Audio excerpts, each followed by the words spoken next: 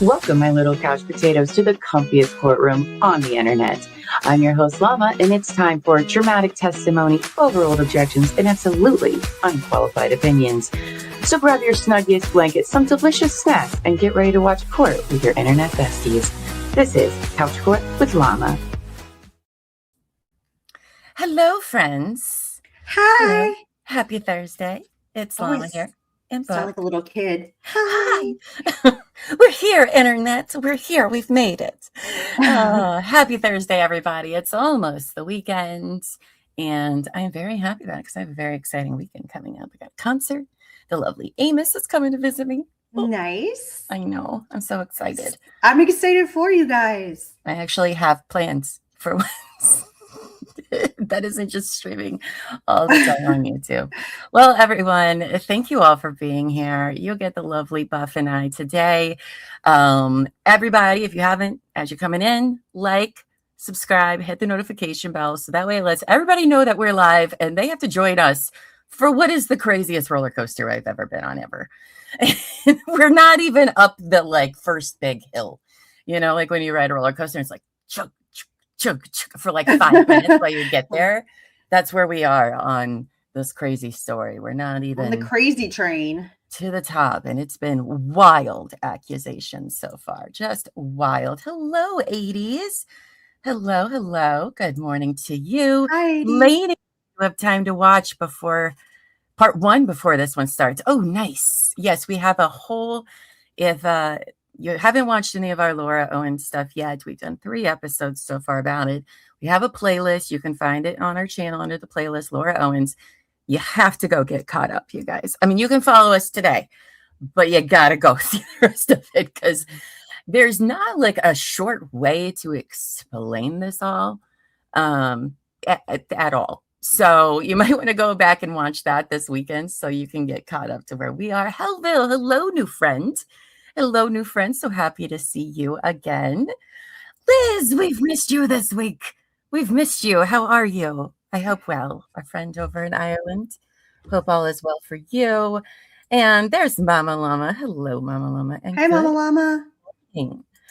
Oh, my goodness. We got a day for you guys today. Now, before I do, though, so we did set up a Venmo account because apparently YouTube takes a lot of our money. Like 30%. And so if you want to donate or tip or whatever, you can do it through Venmo as well. And we get to keep a much higher percentage than whatever YouTube thinks they're entitled to, which is crazy. It is crazy. It's absolutely crazy. So that's another way you can see it on the screen. That little QR code will take you right there if you want to. Nobody has to donate anything. That's not necessary. But it is much appreciated. Much appreciated. We also want to thank everyone who has left comments for us under these videos, giving us more of the Laura Owens tea. You guys have been amazing.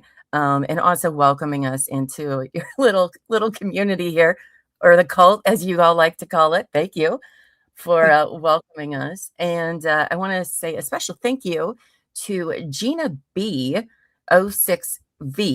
who left us a comment telling us to look at yes, domestic violence restraining order, which I have right here. Hold on. I'm so glad you remembered that because I was like, no. Oh, I wrote it down because if I didn't, I would have forgot about it.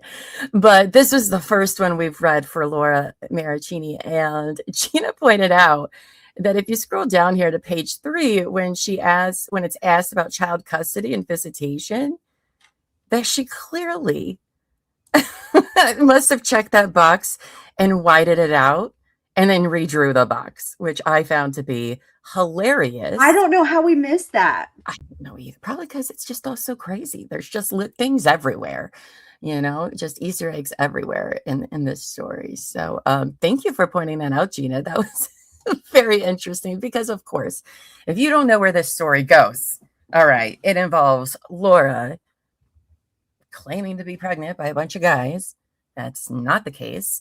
And so it's quite hilarious that she did that, just like she checked some other boxes wrong. But forms are hard for I was almost like, oh, was there a little premeditation there? Like a little Right? foreshadowing. She was like, "Ooh, no, that's not going to work." Like, because who checks that box if you don't have the box, you know? Right. So, thank you for pointing that out to us, Gina. Also, if you're on the replay crew and you have, leave us comments. We respond. We do. And you guys have been so helpful in trying to help us better understand all of this. Watch So, that all.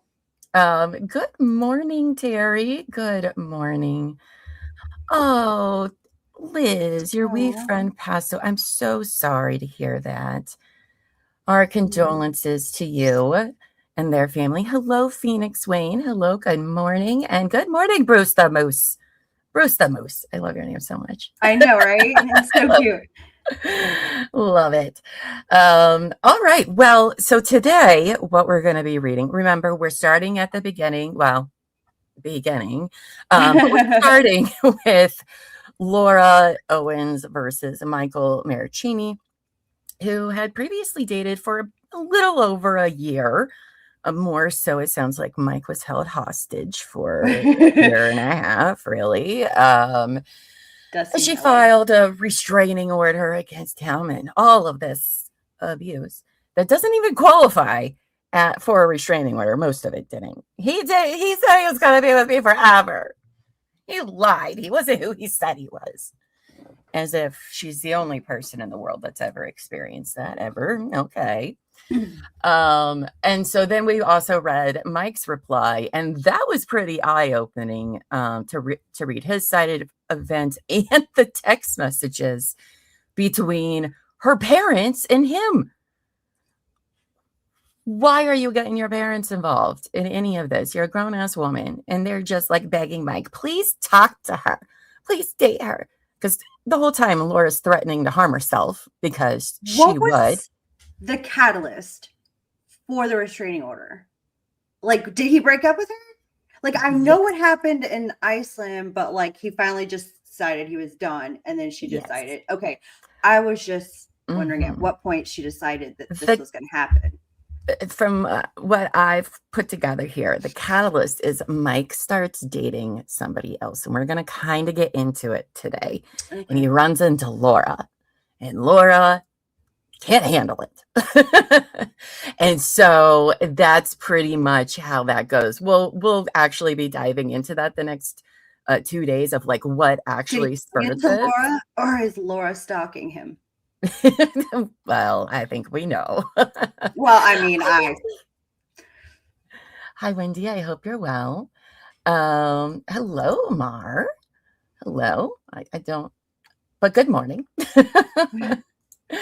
Oh, you're officially in the right chat. Yes, I know, guys. If you're watching, we have 2 different streams up. We have the vertical YouTube, the horizontal YouTube. Just go to our page, pick whichever one you like. One is for like people on phones. The other is our normal kind of YouTube. So you can go back and forth. I wish they merged the chats too. It's very annoying that they don't. So I do. Yeah, it would make it so much easier if it was just all one chat.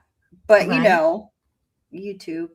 Thank you. Thank you, Wendy, for becoming a member. Helvo says, regarding the big text document, I think we got most of those from some of the later filings from Clayton's paternity case. Yes, Helville, you suggested to us on Tuesday that maybe we continue on with Mike after 2020. And so I started like reading through because he comes back in 2025. Spoiler alerts to everybody. But as I was reading them, I realized that a lot of the context involved Greg and Clayton and their lawyers. So I was like, you know what, maybe we'll just wait till we get to 2025 because people that are definitely not familiar may be very, very lost when it gets to that. But boy, am I excited to read that. So let me tell you what. Oh boy. Oh boy. Yeah, because I am very, very new to this. I'm reading all these things for the very first time. I actually purposely did not read anything because I was told, don't read anything. Read it for the first time live. That's so everybody true. Can see, you know.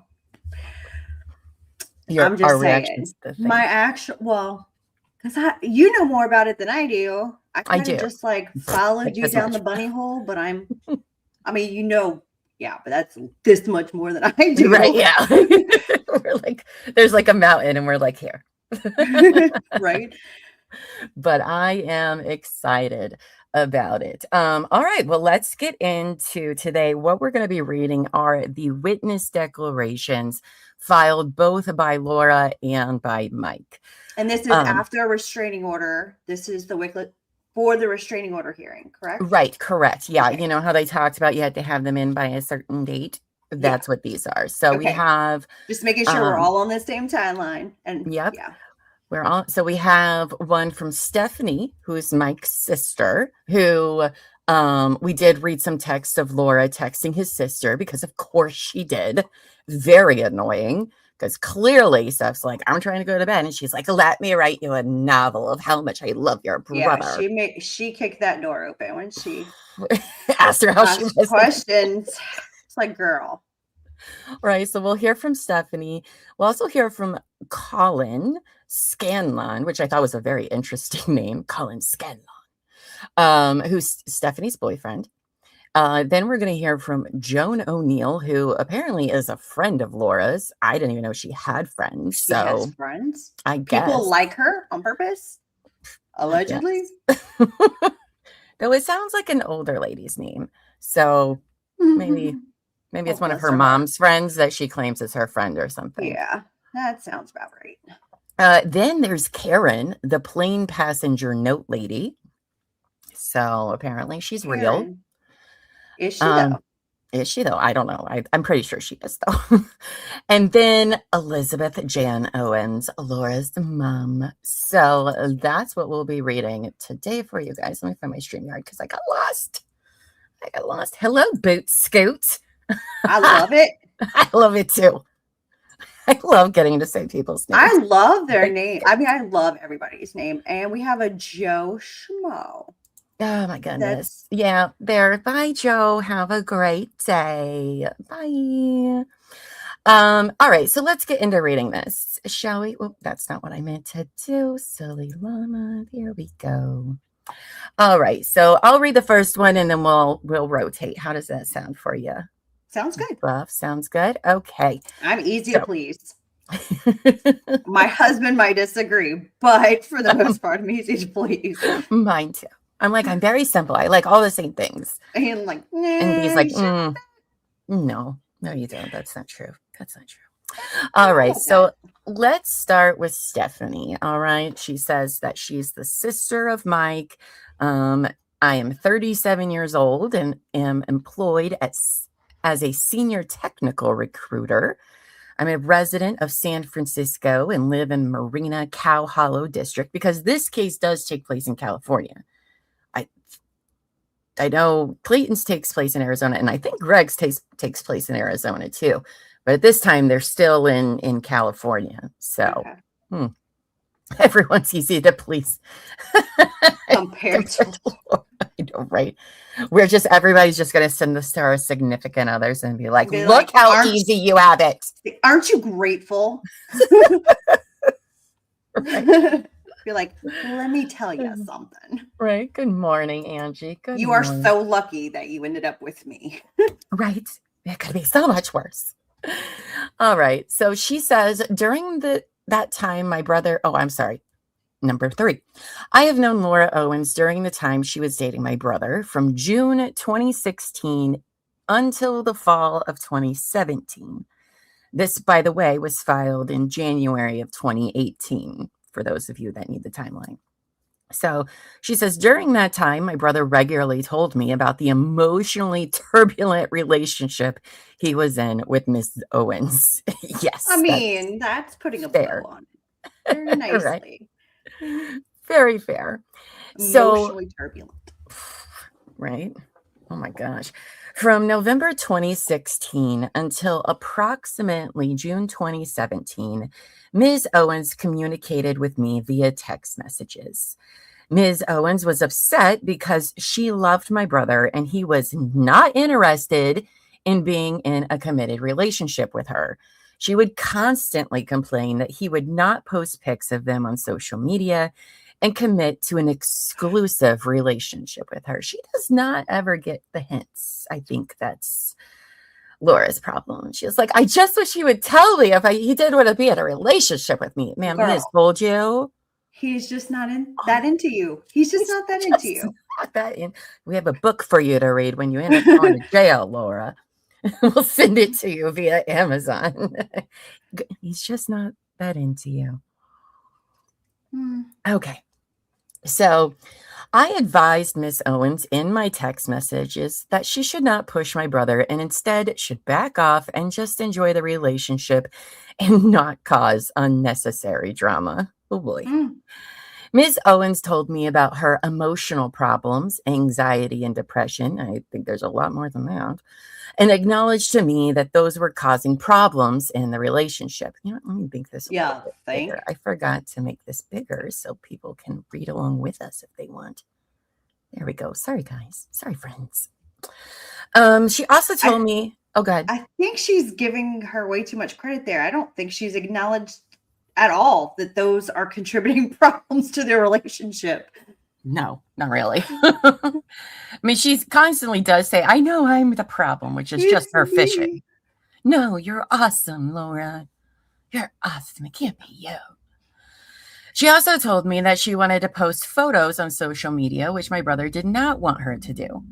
I would tell her that he hates drama, and the best way into his heart is to be supportive, loving, and not to complain about his commitment level with concurrent emotional outbursts over him not posting pics of them on social media. Because in case you guys are imagine that. Right? I wonder why that is, Laura. Probably because he's like, yeah, I don't want people to know. Also, people get so weird about social media. I feel like she's too old to care that much about social media.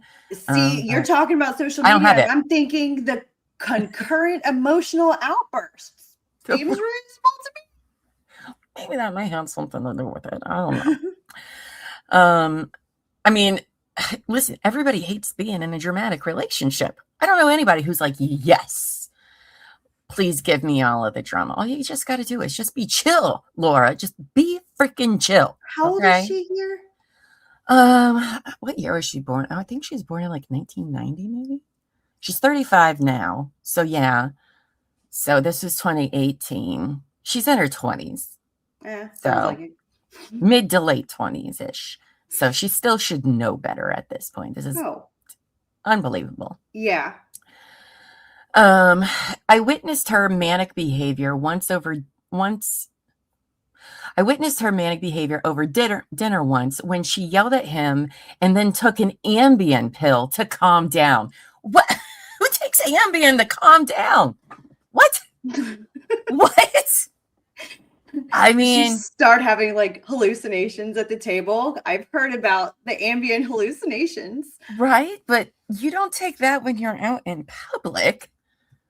Maybe the sister meant Ativan. I don't know, but Ambien, like, fine. You don't want to listen to me, fine. Like, oh, okay, thank you. Actually, that's exactly what I wanted you to do, Laura. It's so much peaceful now. So much more peaceful. Like, what? She's got, it's like Weekend at Bernie's at the dinner table. Like, she's just like. She apologized the following day and blamed her behavior on medication and her frustration with Michael not committing to being exclusive. Like, oh my God, girl, get over it. Oh, Terry, thank you for gifting 10 memberships. Congratulations to all of our new members joining us. We have tons of member-only content, so please go watch that after we're done here. Hi, Krista.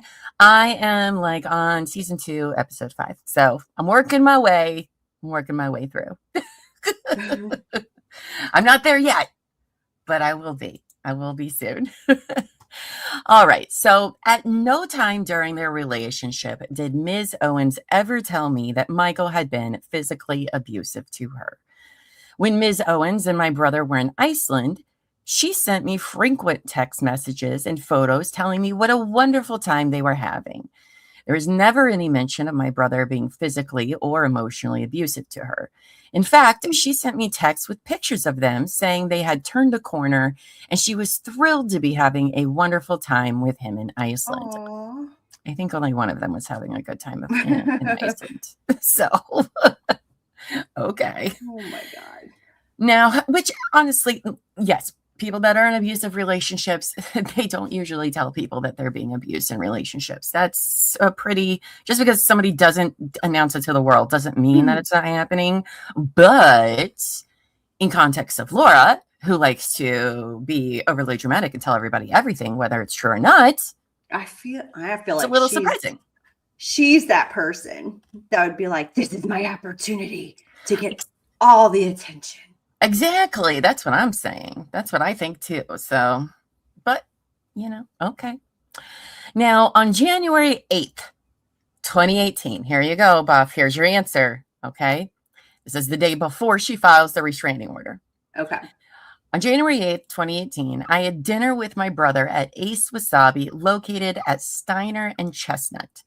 We had just left the restaurant, and all of a sudden, we saw Ms. Owens walk towards us. Yikes. She approached us facing north, so blocking us from continuing south on Steiner.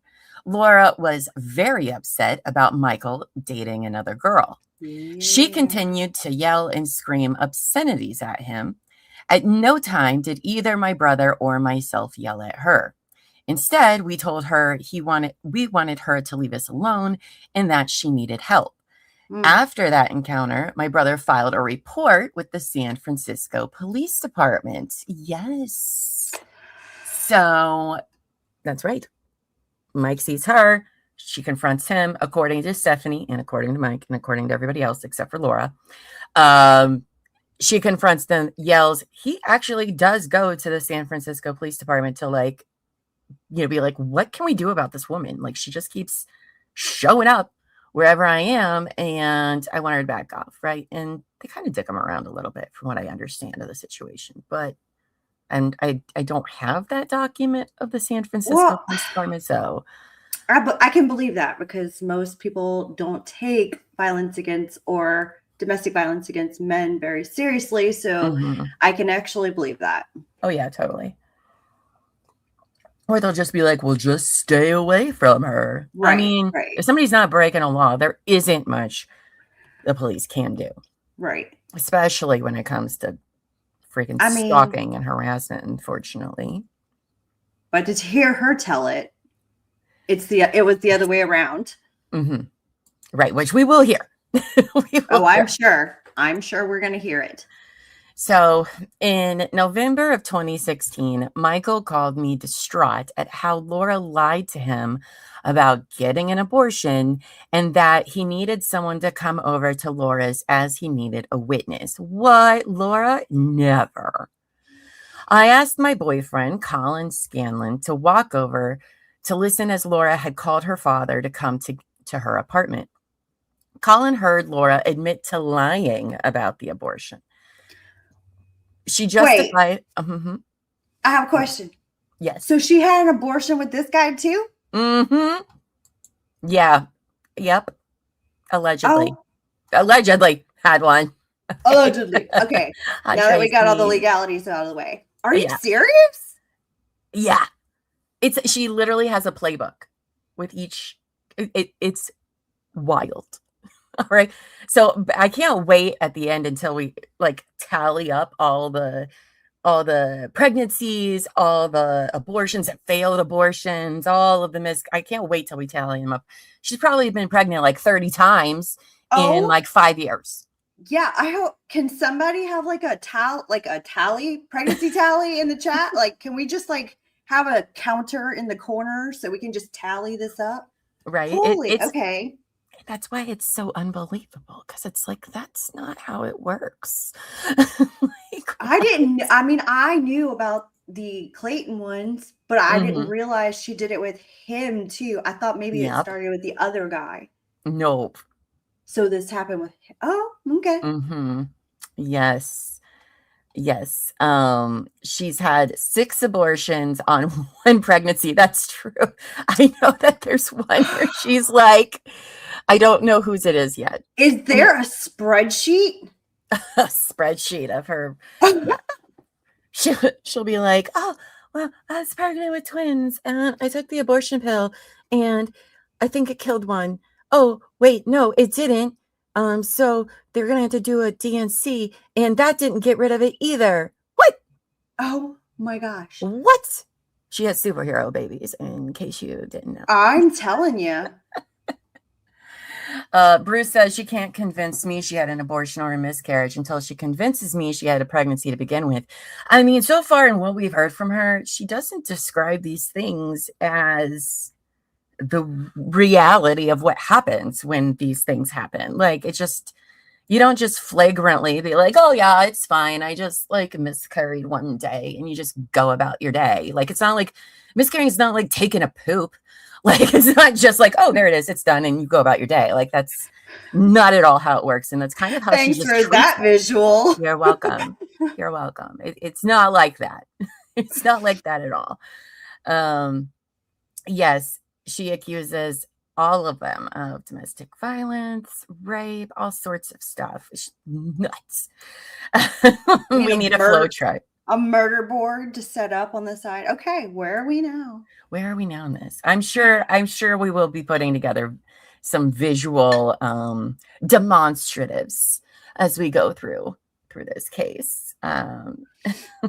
Yeah, I can't wait till we get to. I am learning all about this in like real time. I'm like, what? Yeah, it gets wild. Just when you think, oh, can't get crazier. Oh, it does. It does. All right, so back to this. So Colin heard Laura admit to lying about the abortion. She justified her behavior by saying she didn't want to lose Michael. Laura's father, Ron Owens, told Michael that he needed to end the relationship. There's Dad again being like, just go, just leave, get out of here, save yourself.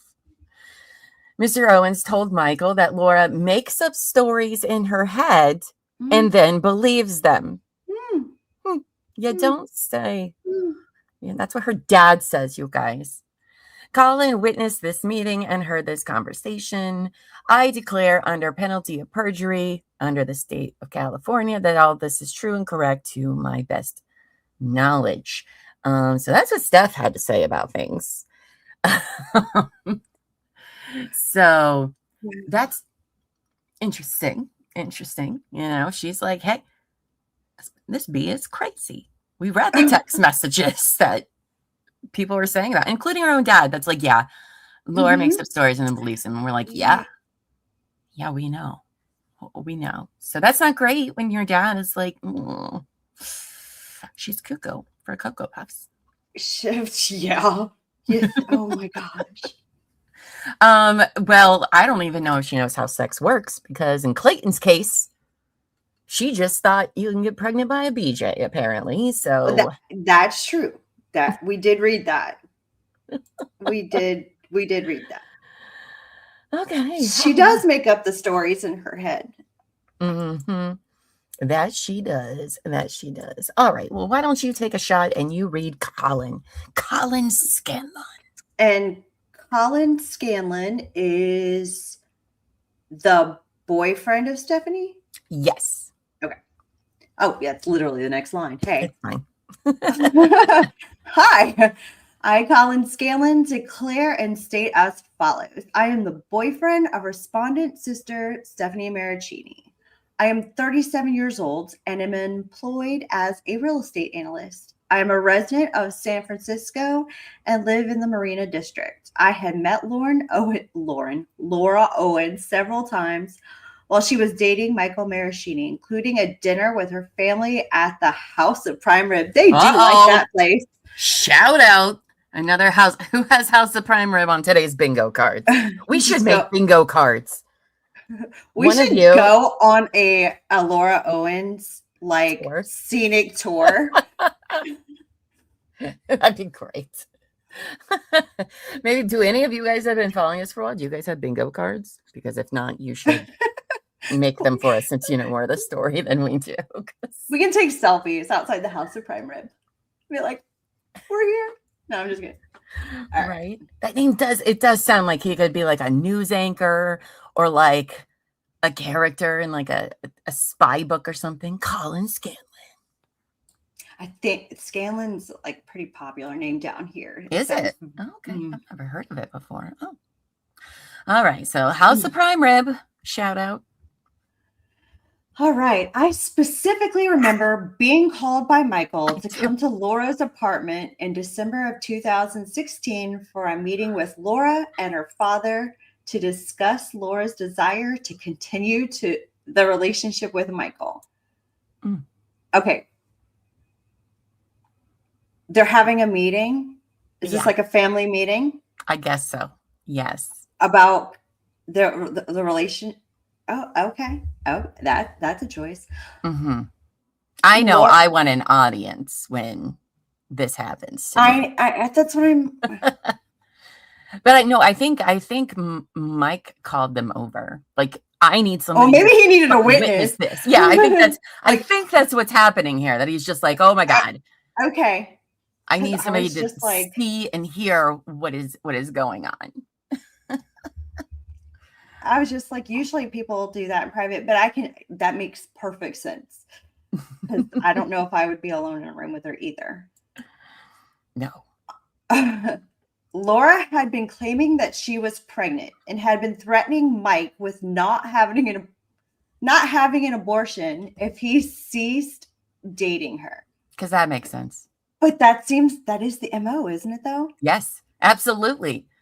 I'm going to keep this baby if you stop dating me. But if you do start dating me, I will happily get rid of this baby, which I believe we read those like emails back and forth to Clayton, right? Yes, we did. Same thing. Okay. So she keeps doing the exact same thing and she doesn't realize that it doesn't work. Okay. Additionally, Laura had been indicating to Mike that she was contemplating suicide at the thought of their relationship ending. Mike wanted me to be there as a witness. Okay. During the meeting, which her father, Ron Owens, steered, really, Mr. Owens told Michael that his daughter had a tendency to exaggerate or even flat out make things up. Laura was complaining of depression and suicidal thoughts at the fear of her relationship with Michael ending and was very distraught. During that meeting, there was no discussion of Michael ever having been physically or psychologically abusive towards Laura. She did not complain at all about Michael's conduct towards her. Laura admitted that she was in fact not pregnant and there was no need for an abortion.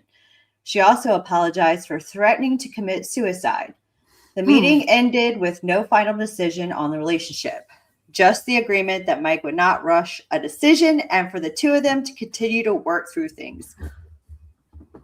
Okay. Right, make it make sense. But okay.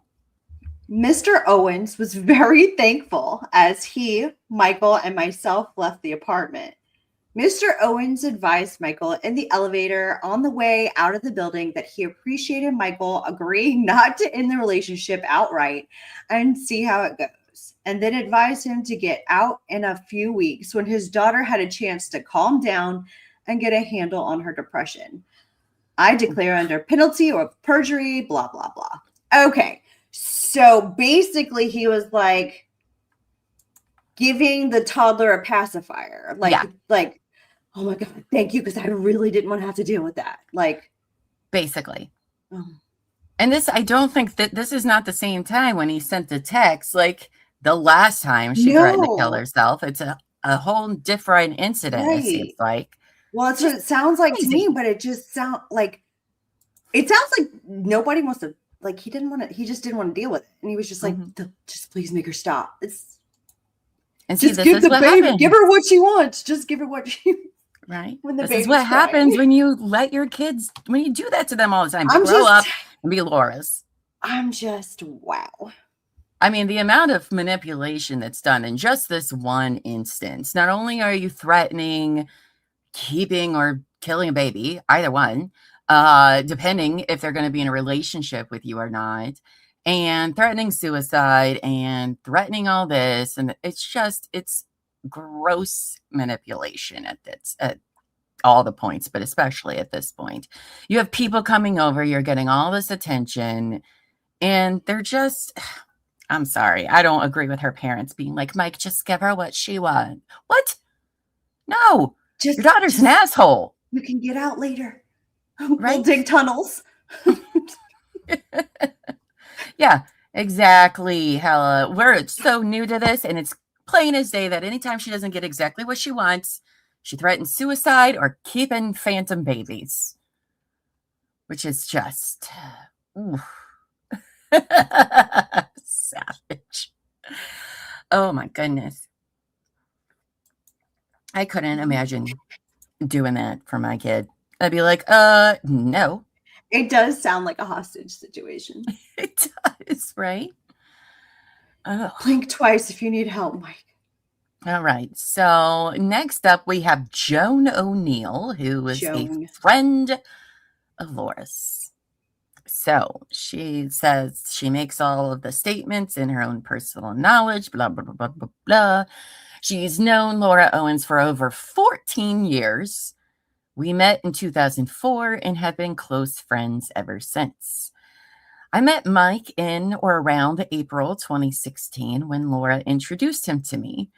After Laura and Mike started dating, I saw less and less of Laura. I mean, that also sounds like her MO because she's obsessed with having a boyfriend. Mm-hmm. Well, really trying to get a husband out of something, I feel like. When I would ask Laura to hang out with me, she'd tell me she needed to ask Mike first. When I did see her, Mike was almost always there, and it seemed like Laura was not herself. When we would hang out, Mike tried to insert himself into the conversation. He constantly cut Laura off when she was talking, and it seemed like he needed to be in control of the conversation at all times. He's probably on defense all the time. Like she's just,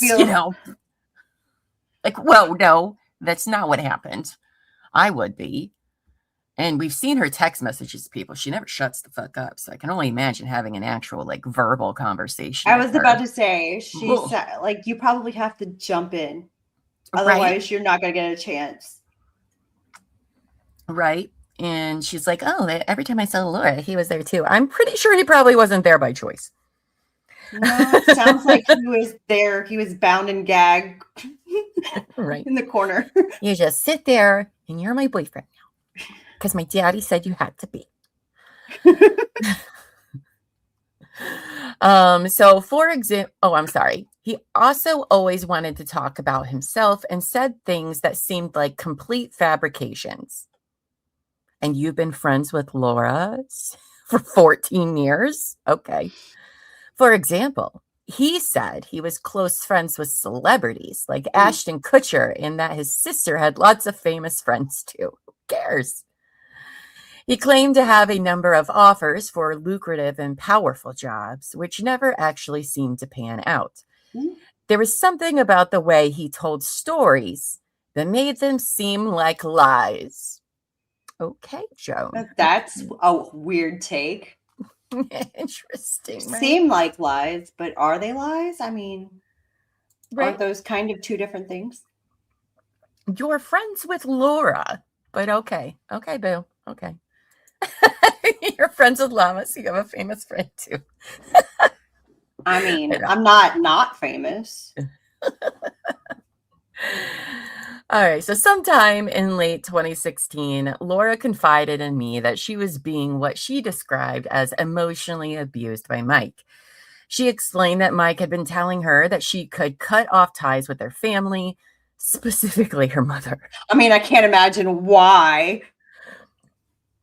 Right. I'm pretty sure. I'm pretty sure I actually don't disbelieve that. I'm pretty sure he's like, if I can just get her away from her mom, right? Maybe she would be different.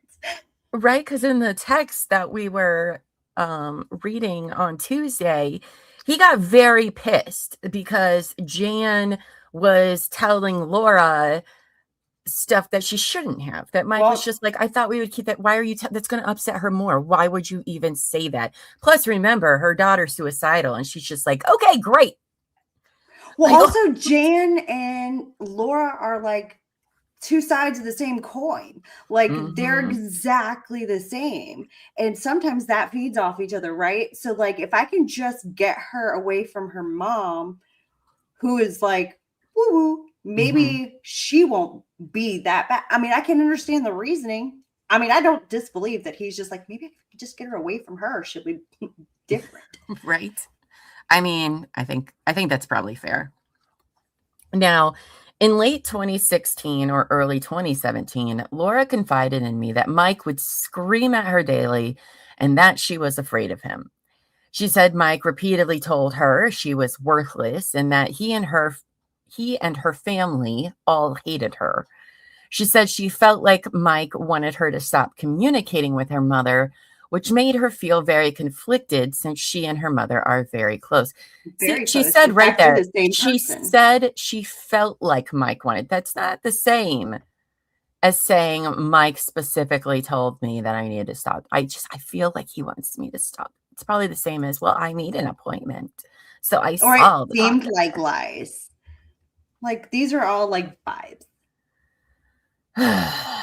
Now, in or around January 2017, Laura told me that Mike had been physically abusing her during sex.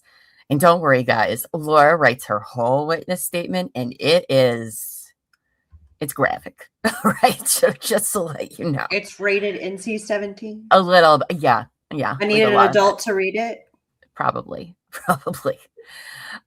She told me that Mike had strangled her and tried to smother her with a pillow during sex, to the point that she couldn't breathe. She said Mike would say things to her like, I want to have total control over you. She told me she was scared and didn't know what to do. I was sad to hear this and afraid for her. I encouraged Laura to confront him and tell him how she felt. In the many years I have known Laura, I had never before seen her afraid of anyone. Okay. I somehow doubt that. Right? Sounds like she's very confrontational. Right? In early 2017, Laura called me very upset on a regular basis, 1 to 4 times a week. Joan, she is an emotional vampire. Okay? Okay, right? But here's my question, though. If he's so emotionally abusive and apparently physically abusive, why are we so desperate to be with this guy? I mean, I don't know.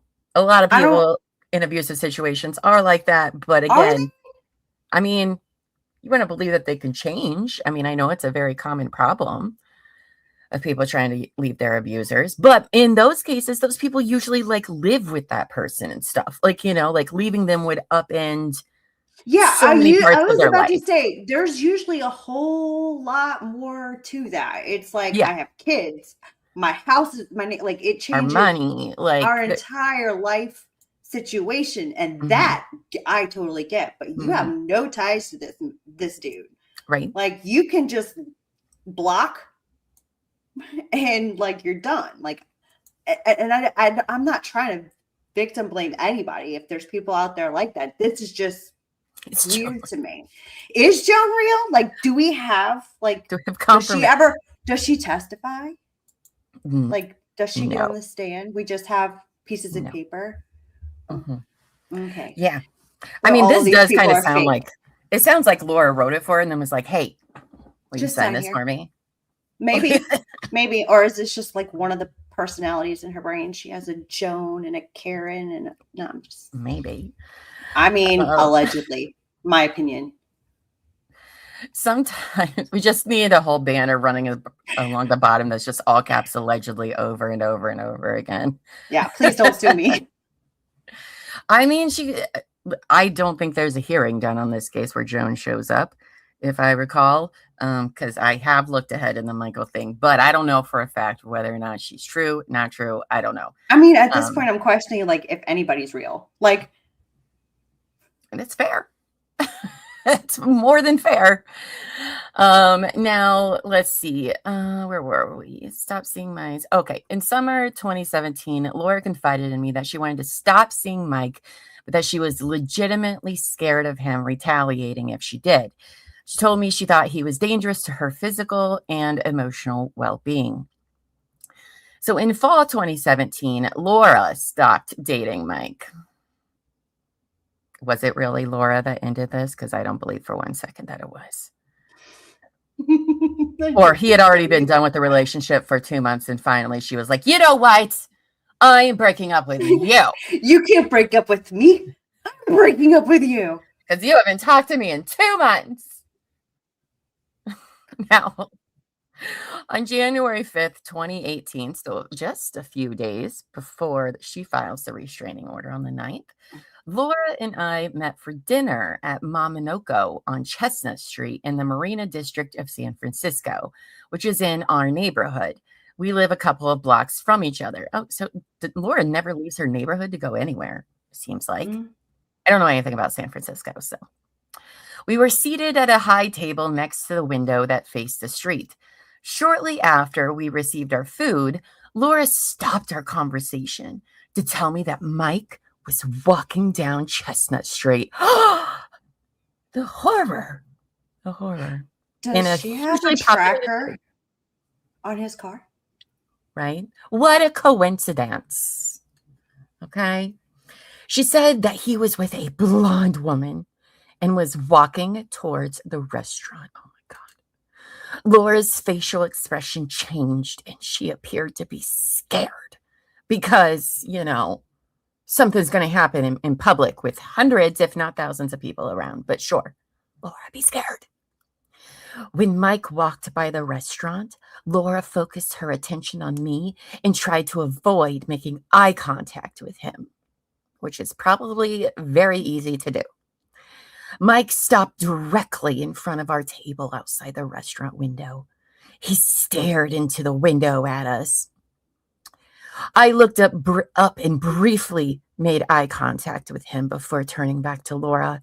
We tried to focus on our conversation and avoided looking outside.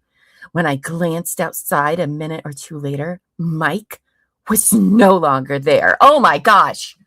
He's like he must have kept walking and going about his life, right? Maybe. I don't know. Maybe he was like, we're not going there. Like, oh, that bitch is everywhere. Like, maybe come that on. When he stared was him, like, in fear for his life. Like, oh, God. I mean, if I was walking past, I'd probably stop and stare too. Like, how are you guys sitting in the window seat of a restaurant that I'm walking past with my new girlfriend? Right, right. Nah, it sounds like the friend is like just like, you know, that girl that's like, let's go get him. You know, the best friend everybody wants, the one that's going to have your back no matter how wrong you are. Yeah, which is not a good friend. Yes, if you guys haven't yet, please hit the like button. It lets everybody know that we're live and reading this craziness. All right, so Laura was visibly shaken by this experience. Poor baby. She looked so upset that I thought she was going to vomit. But did she? Did she? No. No. She told me that she was afraid of Mike and felt that he was stalking her. Okay. We both said. She told me he had been showing up at restaurants he knows she frequents and had even shown up at her house several times, unannounced and uninvited, after she told him she didn't want to see him. I have a hard time believing that. I do too. I feel like it's the other way around. Right? I mean, in all of those texts that was before this, remember, this is 3 days before she goes to file this restraining order. They haven't been dating for months. He literally was begging her family to just fucking let him out of this, right? He doesn't want to be a part of this anymore. And they're like, no, please do. You're saving our daughter. You're a hero. Just do it so she stays alive. That poor guy. And you're telling me he's stalking her. I don't believe it. I think she was stalking him. I do think that. Putting herself in places where she could be dramatic and make things happen. And Joan, if you're real, you were used as a pawn. Shame on you. So after about 5 minutes had passed, Mike came back and again position himself right outside the window by our table. Except this time, he stood even closer to the window. How dare he? This is written so detailed, like it's like a novel. There's no way Laura did not write this. Exactly. That's what I think too. This time, because who's like what? No. What? Have you ever written a statement before? Sometimes it's so scattered because you're just trying to pull stuff out of your brain. Like this is so like detailed and written like no. And written in a way that like dramatic. Dramatic, the fear, like really trying to grip you into the thing, which I mean, yes, that's I guess what you want a witness to say for a restraining order, but this is a little like what? I don't know. I guess I've had to write them before, but I've never like I just state the facts. Yeah. Like I guess maybe it's just me. This happened, then this happened, then this happened. I'm not like, oh, I had a visceral reaction when he walked in the door. I felt my bones shake. It's just weird. It's weird. Again, she should just stick to writing like I think she missed a good opportunity to do that. I think you're correct. She should have been a writer. Oh my God. And she interesting. She's a 3-cow girl, but her dad offers you 6 cows to take her. What kind of Texas comment is that? Gosh, savage. Oh wait, that was savage. I'm sorry, I read that as Terry. What kind of Alabama comment is that? No, I was like, dang. It is taking us back to the dowry days. All right, so where were we? I tried to avoid eye contact with him in hopes that he would just go away. But it seemed like he was trying to get my attention. How did he try to get her attention? Let's find out. He stared directly at me, which made me feel very uneasy. He lingered outside the window and stared at us for a minute or so. Then he walked away from the window and entered the restaurant. Oh my gosh. He looked at you. Not staring. No. Or maybe he was like, yep, that's exactly who the fuck I thought it was. We're leaving. Right? Like, no. Sorry. Oh, hi, Stringer. That would be, the screen is so small because you are on our vertical stream. You go to our page, you'll see the other stream, which is our normal format. One is good for phone users, the other's for other kinds of users. So don't worry, we have 2. Actually, you know what we should do? Team who's listening, and Buffy, who schedules these for me, really just you, is maybe we should put like a phone at the beginning of the title. There is a phone on. It's at the end of the title. Maybe we should put it at the beginning so people can quickly see which one they're on. Maybe we should do that. We could do that. I think we should do that for Note for next time. Noted. Wait until you hear his side. Well, I've lit with Megan Fox. We did link. Do we link it in this one too? We did on the last one. We made sure to link. Yes, I did put the interview with Megan Fox on the last stream. So we'll put it in the description for these 2. But he did do an interview with Megan Fox on YouTube about what was it, like 2 years ago, a year and a half ago, something like that. And I've watched the first hour. I've not had time yet to go finish it, but it was very good. And listen, you hear this guy talk for like 10 minutes and you're like, oh my God, everything that we're telling you right now, you're like, there is no way. Like what? Yeah. Yes. All right. So chat says yes. Please put the phone at the beginning of the title. We will happily do that, whatever makes best for you guys. We're learning. We're learning. We're all here together. All right. So the horrifying staring had occurred. Oh no. All right. So and he entered the restaurant because it kind of sounds like to me that somebody might have already been planning to go to this restaurant on a date, and maybe he made a reservation. Maybe he didn't. I don't know if it's one of those places, but it sounds to me like he was waiting outside until his table was ready. Oh, I think he did say he made a reservation. Did he? So is it possible that she called to verify if there was a reservation there? She would. I bet she would. Bet she would. Right? I don't know. I wouldn't put anything past her. Need to talk to the hostess. Now, Laura's facial expression changed and she looked scared. I thought she's already looking scared. She's been scared this whole time. She's literally in the corner shaking. No, I'm just kidding. Like a frozen dog outside in the wintertime. Like, oh my God. She told me that Mike had come inside the restaurant and was standing at the hostess stand. Which was directly in front of her. I told her. Go ahead. I was just thinking, isn't that where most people go when they walk into a restaurant? Mm-hmm. Yep, sure does. Sure is what happens. And apparently that's directly in front of her, even though they're sitting at these high tops by the window, which is interesting. Like, let's say hypothetically, they set this up. And of course, you're going to position yourself by the window. You're going to position by the door when they first come in. Like, you're sitting at the one place where if he was coming in, he would definitely see you. So that's interesting. So she's always in a state of fear. And listen, I have very bad anxiety. My nervous system is always afraid of everything. That doesn't even make any sense. I get it. Maybe that's why she's so skinny. She's shaking all the time. Right? Sorry.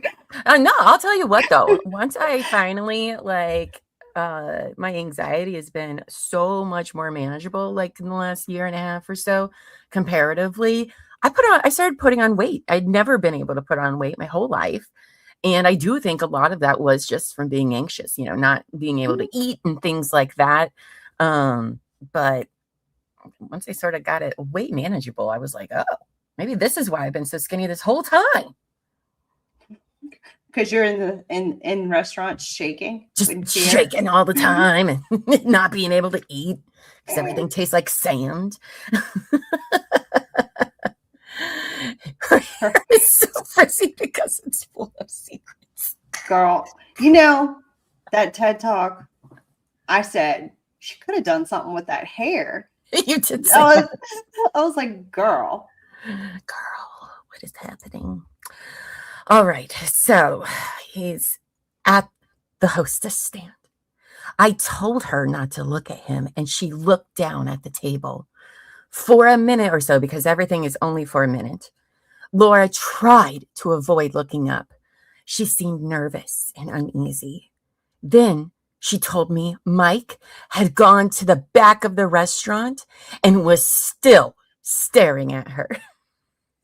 So if he's trying to be like a creepy dick, wouldn't he be like, I would like to wait for a spot right beside them, please? No, he's like, can you seat me as far away possible from her as possible, please? And on the other side of the restaurant. On the other side of the restaurant.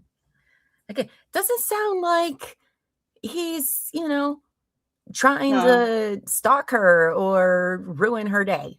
Okay, just happen to be in the same place at the same time. It's not a coincidence. Grasping at straws. Mm-hmm. So Mike is in the back of the restaurant, still staring at her. It felt very intimidating. Laura seemed really upset and uneasy. We know, Joan, you've said it like 10 times in the last 8 sentences. She told me that she was fearful and felt unsafe. How many times does she say these words so far in this? Like, please. But she didn't feel scared enough to leave. See, no. and that's what would get me. Is like, I would. Like, why didn't you leave? Not that I'm saying like you should have to, but if you're actually being stalked. But like, at the end of the day, if I'm scared of someone, I'm not staying in the same room with them. Right? Me either. But the food must be very good. She probably couldn't move because she was shaking so bad. Like a little chihuahua in Minnesota in the winter. That's what I'm picturing. That's exactly what I'm picturing. Elville says Joe needs to go back to high school English and learn to use other ways to say something so it doesn't sound repetitive. By Joe, somebody should send. That was hard to say. A thesaurus to Joan/Laura. Now, neither Laura nor I engaged in conversation with Mike. We also did not make any physical acknowledgement of his presence. We didn't wave, eye contact, clearly head nod. Right? You just said he was. How else are you going to tell he's staring at you? Okay. She said he looked at him and okay, whatever, Joan. We don't know how eyes work. Sure, Joan. It's like a version of Sure Jan. Right. Sure, Joan. Sure, Joan. After about 10 minutes, Mike finally left the restaurant. Why did he go sit in the back then? So Mike was probably like, you know what? Fuck it. We're going somewhere else. All right. I can't sit here. She probably keeps staring, being dramatic. You know what? We're just going to leave. You know. Right? Yeah. You know that was what was happening. Laura was visibly upset throughout the rest of our meal, obviously, right? I walked her home after dinner to make sure she was safe. Oh, that's so nice. Okay. So a whole lot of nothing happened. They happened to be in the same public restaurant. We'll give Laura the benefit of the doubt. It's probably coincidence. I mean, if he was doing this to stalk her, then why did he leave with his new girlfriend? You know, instead of just being like, I would like a table right beside them, please. He just wanted to stare at them. Not the staring. No, not the staring. From the back of the restaurant. Right. With his girlfriend. Because that's what you do. Right? Oh, God. Poor guy. Poor all these guys. Like, how do you tell, like, anyone you're dating about the crazy shit that you've been going through in this relationship? You know, and then believe you. Oh, but don't worry. We eventually, well, no, I won't do spoilers. So on January 7th, 2018, Laura called me crying and, you guessed it, upset. She told me Mike and his sister were waiting for her outside of Amici's restaurant and that they yelled at her in the street. Oh my goodness. What? They said bad words. She said she was afraid and didn't know what they would do to try to get at her. She asked me to come over, which I did. When I got there, Laura was crying hysterically. I had never seen her so upset before. Okay. She was shaking and said she was afraid to be alone. I stayed with her for several hours to help her calm down and make sure she was safe. So apparently she was way more upset and shaking way harder than in the restaurant, apparently. Probably, I mean, I probably would be too if they come yelling at me. Well, I mean, she approached them, according to Stephanie, but I am sure they had some choice words and was calling her out on her bullshit. Oh, yeah. Well, I mean, I could blame them. I wouldn't be able to hold my tongue during that. Mm-hmm. I would tell her exactly what I think about her, and none of them nice. Oh, look at that, Lainey. Stuff we're learning today. Amici means friends in Italian. Well, that is just the perfect setting. Right? He was probably worried Laura would come over and talk to them, right? I'd be like, oh, man, I'm going to get my new girl out of here. I was like, yeah. All right. So that was Joan. Now it's time for Karen. Oh, you're going to do Karen. All right. So Karen Ilmberger? I think so. Sure, why not? We're going to that. Karen Ilmberger, Karen declare as follows. I make all the statements herein of my own personal knowledge, except as to those matters stated on information, and belief, and whatever. I had never before met or seen Miss Owens until on or around December 30th, 2016. On that day, I was flying on WOW Airlines. Oh, come on, to Iceland with my fiance. Reykjavik, by the way. Is that, well, what she said. I only know that from an episode of the Hey Ho Show where they have a penis museum. That's how I know how to say Reykjavik. I think I missed that episode. There's a whole fun fact, everybody. There is a penis museum in Reykjavik, Iceland, that is all different kinds of animal penises, famous penises. It's a whole thing. Look it up. Okay. Mm-hmm. All right. They have a cast of, I think, Jimi Hendrix, Dong. And then some people have sent their members after they've been deceased. It's there. You're welcome.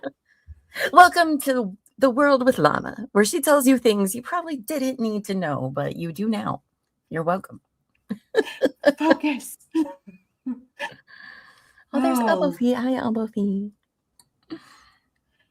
All right. Okay. So, Miss Owens and a man I now know to be Mr. Marraccini were seated in the row behind me. Throughout the flight, I overheard Mr. Marraccini speaking to Miss Owens in a tone of voice that I would characterize as scary. I can't recall the specifics of what he was saying, but I remember, right? Only that it was a scary voice. Was it like scary movie scary or like mean? Like how scary? Like define scary. What is scary? As scary as the staring. like I can't recall the specifics of what he was saying, but I remember him belittling her. For a long period of time, he insulted and demeaned her, making belittling remarks one after the other. Miss Owens did very little talking. Most of what I heard of their communication was Mr. Marraccini just putting her down. The entire time Mr. Marraccini berated Miss Owens, she cried. When this happened, Mr. Marraccini would demand that she stop crying and would berate her even more. Now, side note, what we know of this situation, okay, because I think we learned it through Michael's interview with Megan Fox, if I remember right. Mm-hmm. So they're supposed to go to Iceland together, okay? And Laura says she's not going because they're like broken up or something. I don't know. She's doing whatever. She's like, I'm not going to go. And Michael's like, well, I'm just going to go by myself or whatever. Or maybe I don't know. All right. So he is on the plane. He is expecting to be on this trip by himself. Right. And who shows up? Laura. Now, I bet he was much nicer to her than I would have been. Because I would have been like, are you fucking kidding me? You said you weren't coming.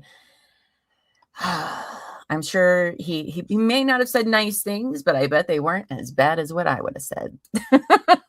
I mean, they might have been arguing, but she can't even say what she heard. That's true. She just kept saying that, like, you could at least pick out one thing that if it raised your, like, what are your capital's, right? Like you were like, had to hone in, you could at least pick something that stood out to you as like, yeah, this is not a good situation. True. Fair point. But there's not one quote in here. Nope. Chat, people that have been on the story, do we know, is Karen also real? Is she like verified real? Or like, does she ever testify? Is she on any type of flight manifest? Because I have thoughts. It's true. I remember you being like, is she even on the manifest? I know. Somebody check that. Well, because I listened to the TED Talk and she calls her Nancy and that, not Karen. But I'm over here going like, is she real? Is she real? Like, we question everything. Like, is she actually on the manifest? Like, we have verified that this human exists. She was on the TEDx, I think, but she wasn't on the TED. Like, she doesn't show up on that TEDx. She just talks about her on the TEDx. I didn't see I don't see her on the TEDx unless there's another one that I don't know about. Oh boy. Karen gets a TEDx. I mean, I need all the things. All right. Where were we? I don't know, but I'm questioning the entire reality at this point. That's fair. As we'll learn. Very fair. Okay, so the entire time Mr. Marraccini berated Miss Owens, she cried. When this happens, Mr. Marraccini would demand that she stop crying and would berate her even more. Even though I cannot remember the specifics of what was said during their conversation, I remember that Mr. Marraccini was emotionally and verbally abusing Miss Owens for a long time. Based on what he was saying to her, I felt that she was in a frightening situation and she needed to get out. He was so menacing that I felt her life was at stake were she to stay with him. By the way, Boots Scout says she is real. Thank you, Boots Scout. Boots Scout. Okay. Oh. Well, look at them. Manifest. Okay. Bathing suits. I love that. Random trivia. Love it. You learn all sorts of things. I know, right? All right. Several hours into the flight, I decided to write her a note on a cocktail napkin. I'm sorry. I got to tickle my. In that note, I wrote that I overheard their conversation. I told her she was being abused and deserved better. I urged her to get help and wrote that I was concerned about her safety. Because of the types of things Mr. Marraccini was saying, what was he saying? And the way he was talking to her, I was too afraid to include my full name or phone number on that note. I was afraid that he would come after me if he found the note. So I wrote on the note an old email address of mine that doesn't contain my last name. When Mr. Marraccini got up from the seat and walked towards the bathroom, I slipped the note between the seats to Miss Owens. I did not speak to Miss Owens or Mr. Marraccini at all during the flight. I heard nothing from or about Miss Owens until sometime in or around November 2017, when her mother, Jan Owens, contacted me about the note I wrote. Since then, I have communicated with Miss Owens' mother a couple of times about the note and what I observed during the flight to Iceland in December 2016. Interesting. So Jan contacts Karen, not Laura. Her mommy. Yeah. See, now you know why he wanted to get her away from her mom? Right. Okay. That's what I'm saying. I don't disbelieve that statement from her friend. I actually believe that because mom sounds like she's cuckoo bananas too. Yes. Yes, she does. The more we learn about Joan or Jan, the more I'm like, okay, maybe she is also part of the problem. Seems like it. Okay. So Speaking of Jan, guess what? We got the witness statement from Jan. You get the Jan statement. Who is the mother of Laura. You remember when we were reading the investigative report? And she had that way too many details about her daughter's sex life. And we were just like, yes. What? Oh, yes. Yeah, that was the funnest read. I was not prepared, and after reading that, that's why I'm like, okay, I guess I'm in. I guess we're in now. I mean, originally I was like, hey, I'll come help you read this. Your voice has been a little shot the last couple of days. And then now it's like, oh, well, I'm here. This is our life now. I am in. This is our life. All right. So Jan, mother of petitioner Laura Owens. Okay. The first time I met respondent Mike Marraccini was in spring 2016, 1 or 2 months after he and Laura started dating, which I find hard to believe, but okay. On that occasion, my husband, Laura's father, thank you for the clarification on that, Ron Owens and I had dinner with Laura and Mike at The Battery, not the House of Prime Rib. New shout out, new restaurant. Also, sorry, this is horrible, but this is for a DVRO. The restaurant they went to was called The Battery. Stop. I know. I'm so awful. I'm so womp womp. Hey. I mean, that's kind of funny, though. It's kind of funny, though.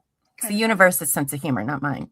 I mean, no, it's mine too. I am so inappropriate. Super inappropriate. So my first impression of Mike was that he was polite, but calculating. Okay. I recall, right? Totally calculating. That's why we begged you constantly. I was about to say, and that's why we kept saying, please don't break up with her. You're such a good guy. Please stay with our daughters. She said, okay, great. Yeah, I recall that when I asked Mike about his background, he paused before answering. The horror. His answers seemed well crafted, but felt like they lacked emotions. Almost like everything your daughter writes. So un momento. Actually, can you take over point number 4? I gotta let my dogs out and then let them back in because it's raining. Dogs. So okay. Thanks, babe. One morning in or around late May or early June 2016, Laura came over to our house with a black eye. And when I asked her what happened, she started crying and explained that Mike had hit her in the middle of the night while she was sleeping. Okay. While she was sleeping. All right. Sure, Jan.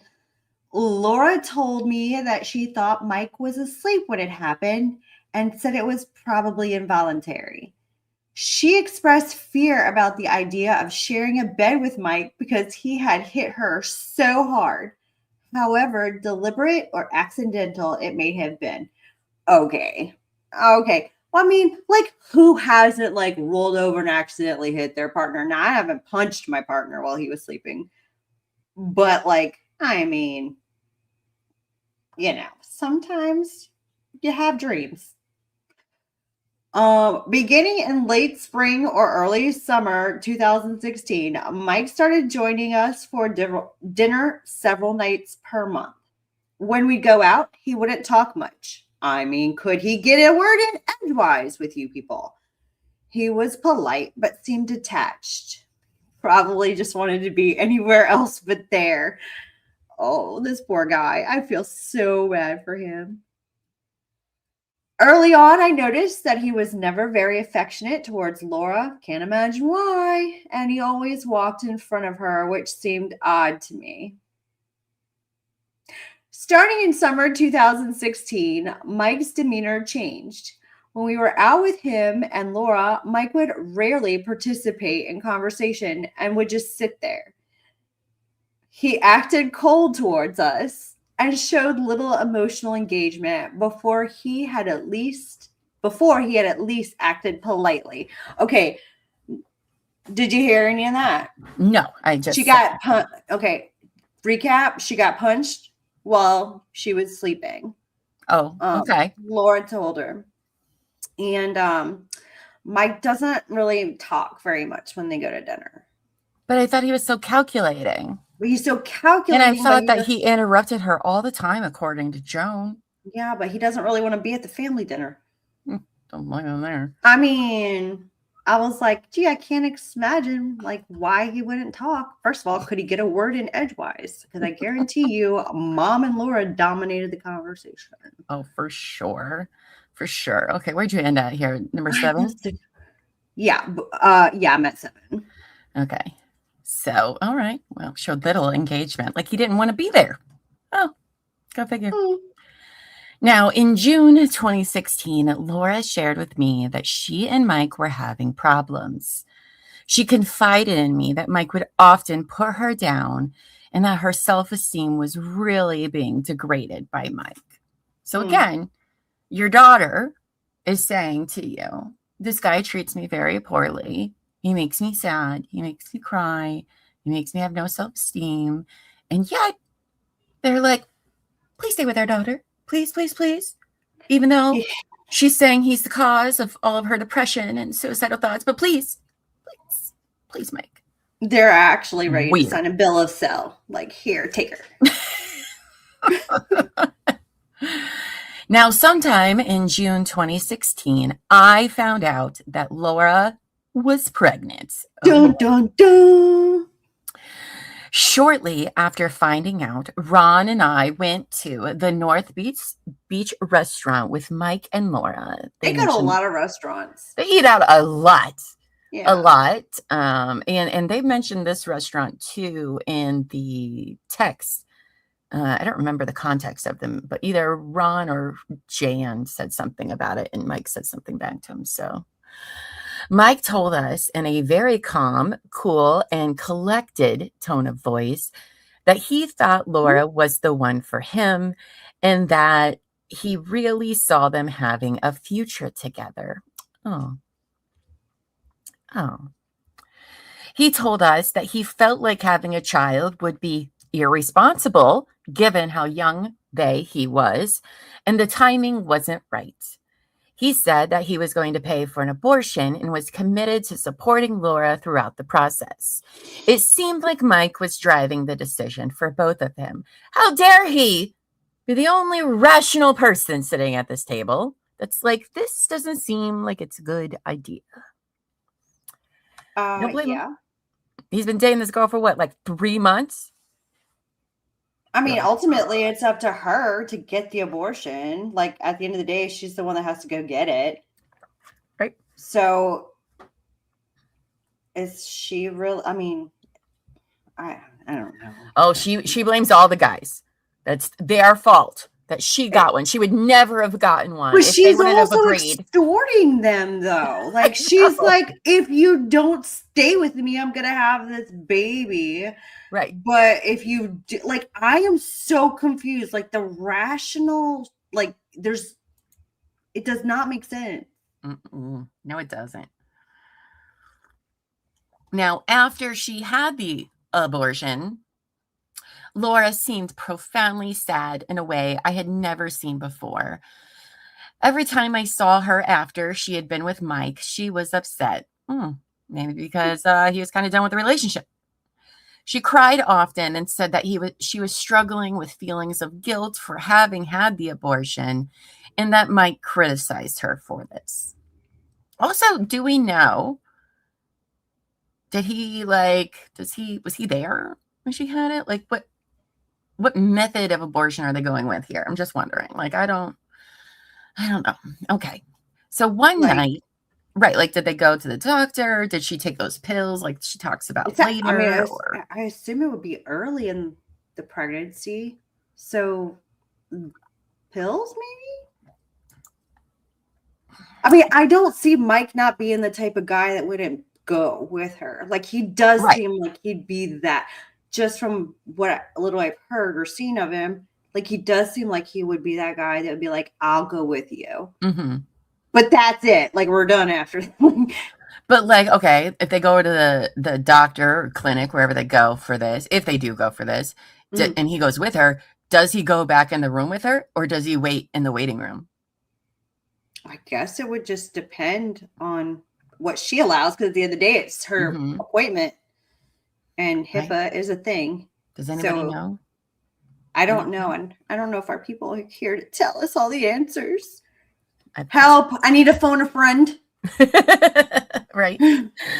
All right. So on one night in late 2016, Laura called us in the middle of the night around 3 a.m. Ron and I were sound asleep. Laura was very, you guessed it, upset and crying. She told me that she and Mike had gotten into a fight and that he was being horrible to her. She said that Mike was in the bathroom and it seemed like she was trying to keep her voice down. I asked her if she wanted me to come over. Then Mike got on the phone and said to me, to the best of my recollection, I'm very sorry, Laura. I'm very sorry. Laura called you in the middle of the night and disturbed you. I have things under control. I'll calm her down. There's no need for you guys to come over here. I'll deal with this. His voice was very cold and unemotional, and I was afraid for Laura. But or maybe he was baseline and you people are overly emotional, because I don't know. Right? Like, I mean, he's already been told to, it's fine. You deal with it, Mike. You just be cool. Blah, blah, blah. And like, I was afraid for Laura, but I didn't go over to the house. He just seems like such a chill guy just from the interview. So like, I just don't see like, and everybody else seems to be like up here and he's like here. Yeah.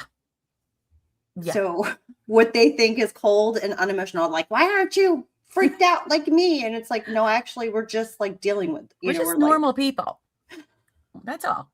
This is how any rational person would handle it, and they are not. Now, sometime in and around November 2016, Laura disclosed that she was seeking treatment for depression related to the abortion. She shared with me that Mike had repeatedly told her that she was sick and needed to be medicated. Agreed. I don't even know with what, but yes. Laura said that he called her crazy and retarded all the time and insisted that she be medicated or he would leave her. I mean, well, crazy is as crazy does. Right? You got to take some responsibility here with yourself if you're having a crisis moment, you know? I mean, I don't like the R word, but if he even used it. It's true. I'm not saying he did. I'm just saying, like, crazy. I feel like it applies here. I feel like the label is justified. Mm-hmm. On December 9th, 2016, Laura called me and sounded very upset. Clearly. She told me she's always upset. She's always what's wrong now? Like that's her baseline. Is she the person that calls and you're like, what's wrong now? Oh yeah. Now what's wrong? Like, oh my God, what do we got going on today? That's a big nothing. She told me she felt worthless and that she didn't feel like there was a reason for her to live anymore. Oh, this is when the text, this is around the time that her and Ron are texting him, I do believe, was around this time. So that was the story lead up to the text messages. Yes, I think this is when his father's in the stepfather's in the hospital and everything. Okay. I think that's this date. Or maybe there was other dates. I don't know. I mean, I would have to go back to the text and compare the. Yeah, it happens so often. Advanced. Who even knows? Doesn't matter.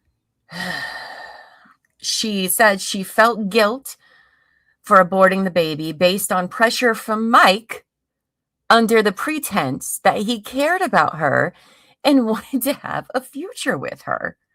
Babes, that's on you. That's on you. And that's it was still a weird offer anyway. Like, okay. She said something along the lines of, this is it. I just can't do this anymore. Then she hung up the phone.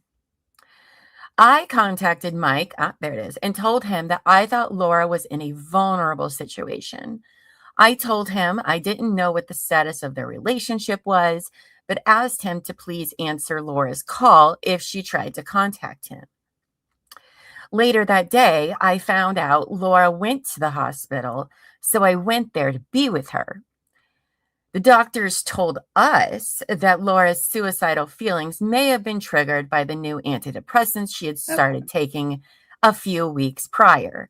They adjusted her medication and she was released within a couple of hours, except she pulls this like every other month. You can only blame medication so much.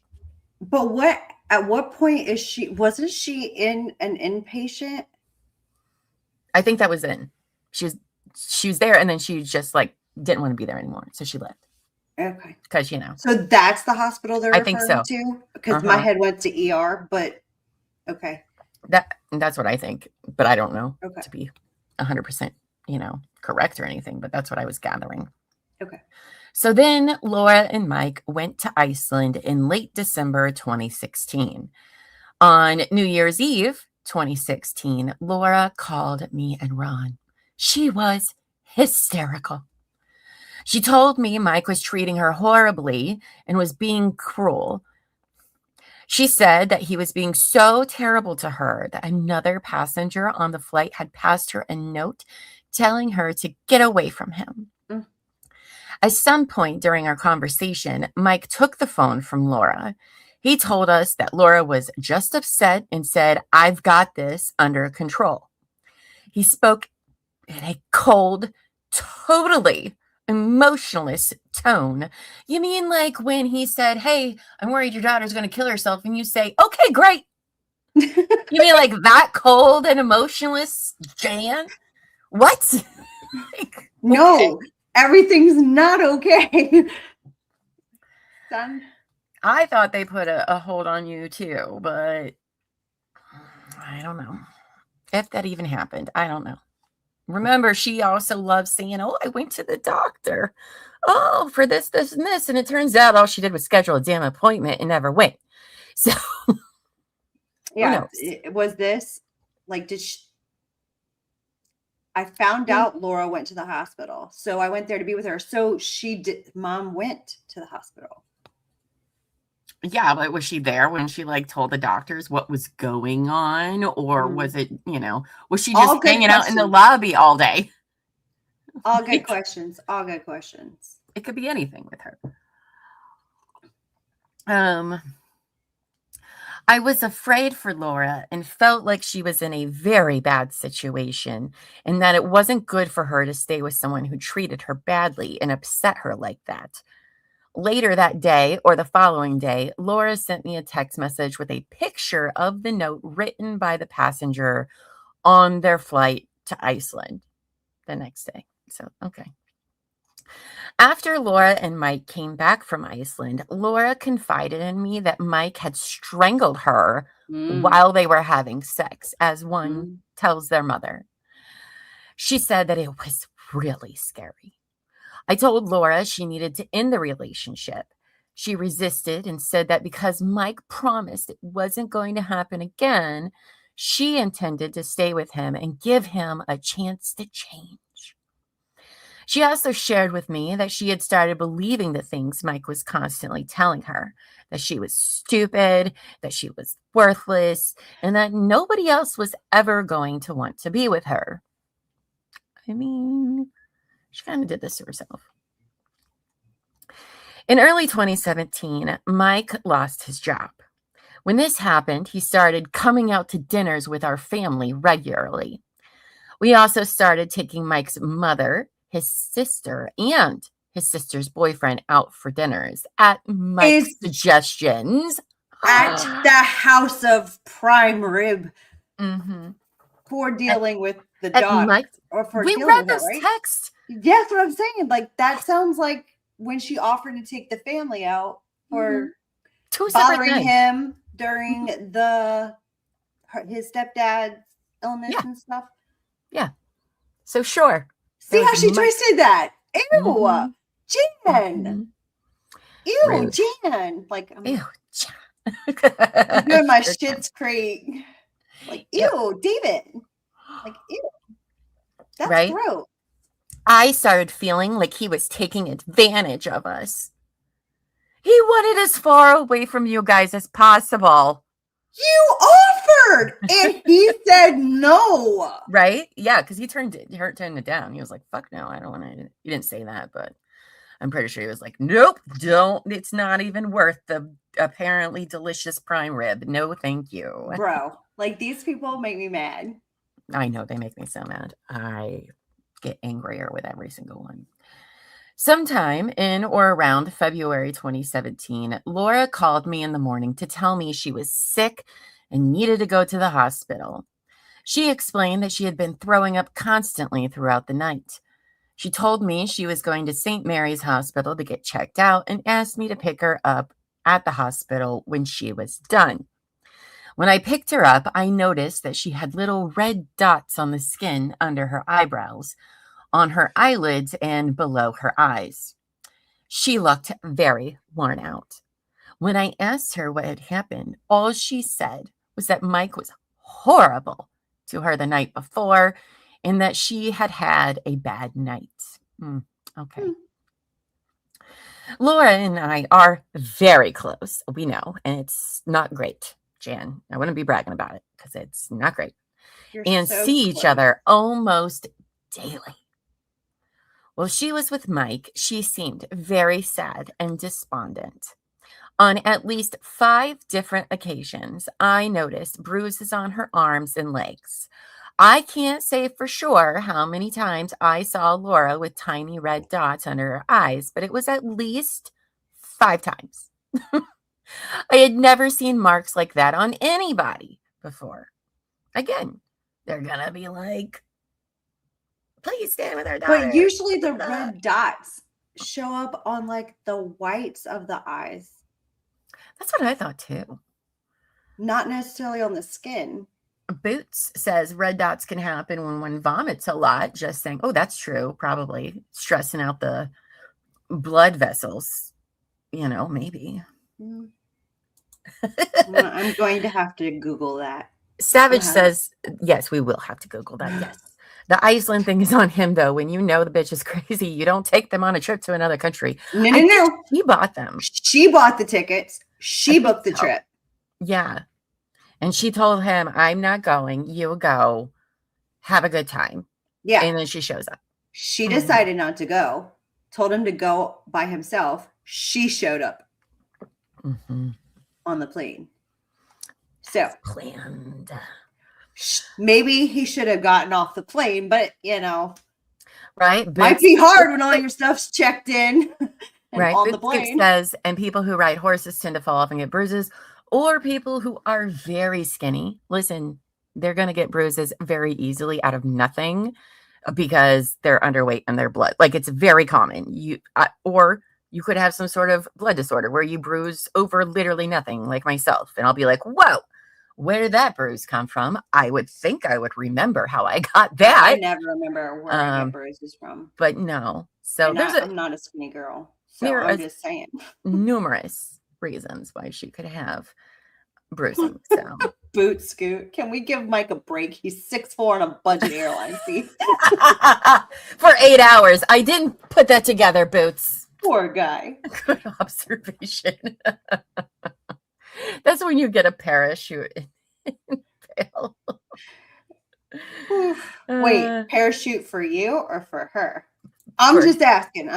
Probably for him. At that point, I'll be like, well, she's not doing it, so I guess I'm going to.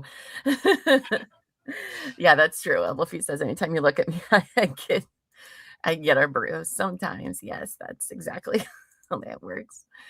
Okay, where were we? Oh yeah, blah, blah, blah, blah.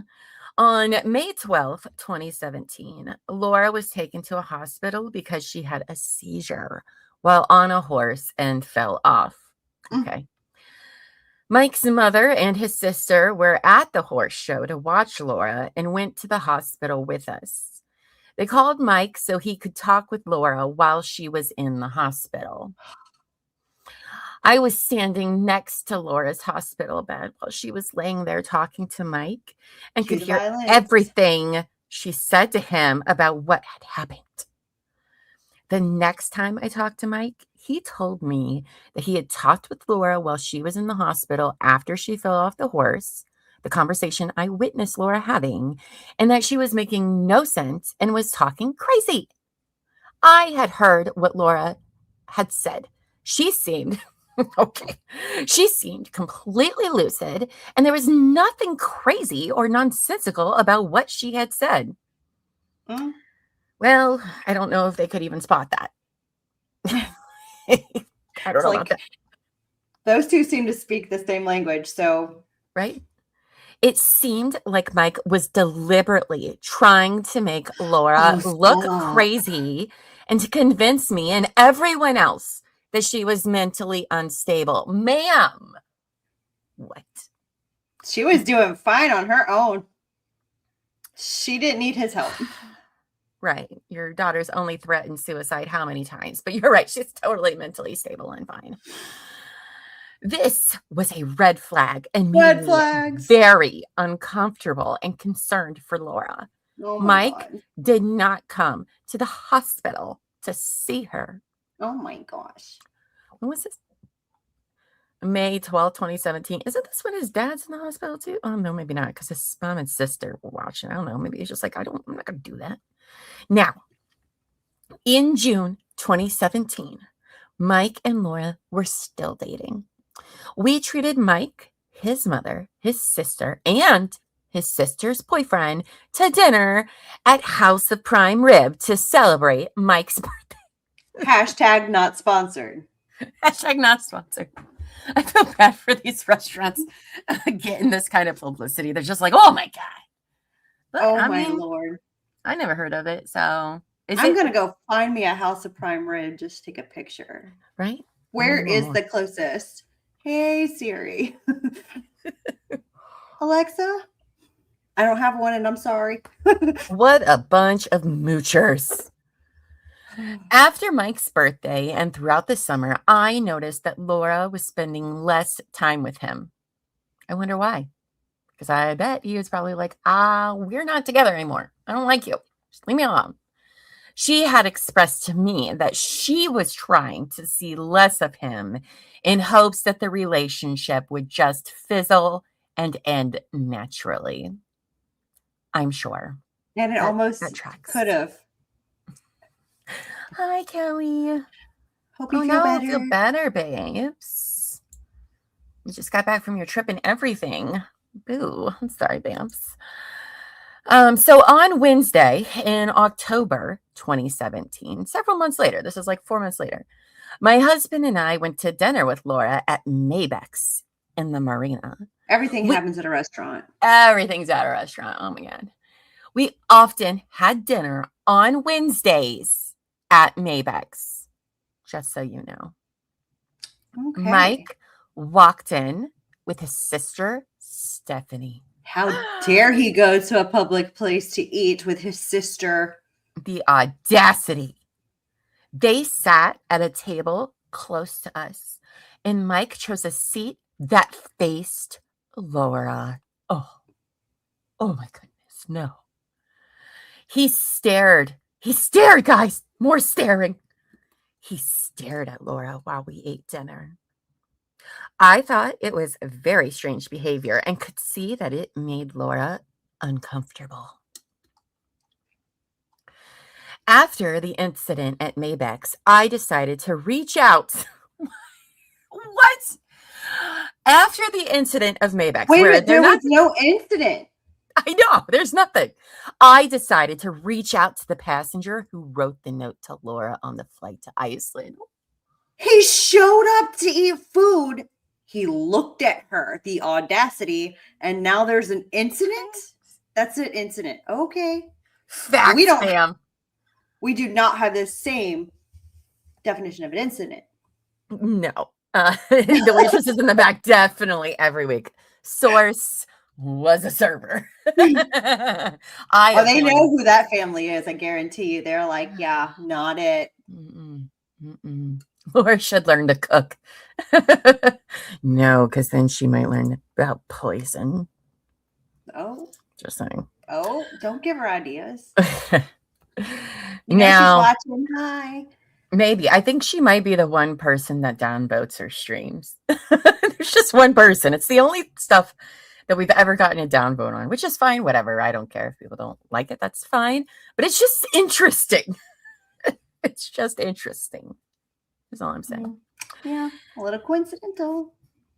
So, all right. So she reached out to the passenger because, of course, that makes sense to do in this situation. Not, when was this? October. So not like the last 10 months after this Iceland trip where you think your daughter is in a very abusive relationship. No, it's months after this relationship ended and there was staring at the restaurant that you're like, you know what? I'm going to reach out to that lady now. Now I'm going to. You know what? You looked at me. I'm telling.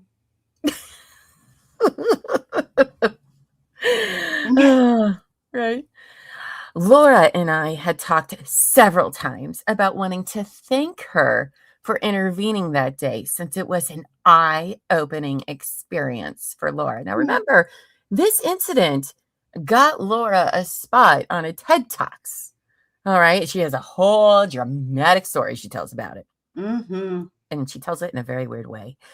But we want to thank her. Do you think they invited Karen to the House of Prime Rib? We're like, hey, can we take you out to this place where we take everybody? Thanks. Did Karen even look close? I don't even know where. We don't know anything about. We don't know. Still not convinced she's real. I know y'all say she is, but right. When Mike recounts the plane trip, it makes total sense. Yeah, I mean, I agree. This doesn't make a whole lot of sense, but okay. Now, on November 7th, 2017, I sent an email to the address listed on the cocktail napkin Laura was given. This also is giving me some premeditated thoughts, perhaps, of trying to set something up, or because why would you reach out to this lady 11 months later? Mm-hmm. Why? That's what I think. They already knew where they were going to go with it. I think they know exactly where they're planning to go with it, to be quite honest with you. Absolutely. This sounds premeditated as shit. I explained that I was trying to locate the woman who took the time to write Laura the note and asked if I had the correct email address. The following day, November 8th, 2017, I received a response from a woman named Karen Ilmberger saying, quote, "I remember your beautiful daughter." Oh, good Lord. A true and correct copy of the email is attached at the end of this, by the way. I sent Ms. Ilmberger an email that day explaining that Laura was doing much better since she had broken things off with Mike, and thanking her for the note. I told her Laura's eyes were really opened to what a bad relationship she was in when she received the note from her on the flight that day. God. Sometime on or around November 29th, 2017, so this is just a month and a few weeks before she files for the restraining order, Laura and I were having dinner at Maminoko in the marina. Yeah, all the time. Was Joan there? Because that's where she went to eat with Joan. Remember? Yeah, but Joan didn't mention Mom. No. Well, it was a different day too. But, okay. Anyway, we went there. It's just around the corner from Laura's apartment, in case you didn't know. But you guys, Mike walked into the restaurant and made a beeline directly for our table. He was accompanied by a woman who he introduced us to as Callie. Okay. All right, sure, Jan. He said that he had seen our car parked out front. He lingered at the table, and it seemed like he enjoyed making us uncomfortable. Or maybe he was being civil. Right? I mean, like, hi, this is Callie. Right? Yeah, this is awkward now. I'm going. You guys, and the horror continues, okay? Because then he sat down a few feet away from us. In a restaurant? In a restaurant, you guys. With his new it's girlfriend. Not like it's that big, right? How probably big is this not. Restaurant? I don't know. Probably has like 5 tables. Well, we know that they have window seating. Because that's where Laura and Joan sat, was at the window. So, but you guys, he put his hand around the woman he was with and stared intently at Laura.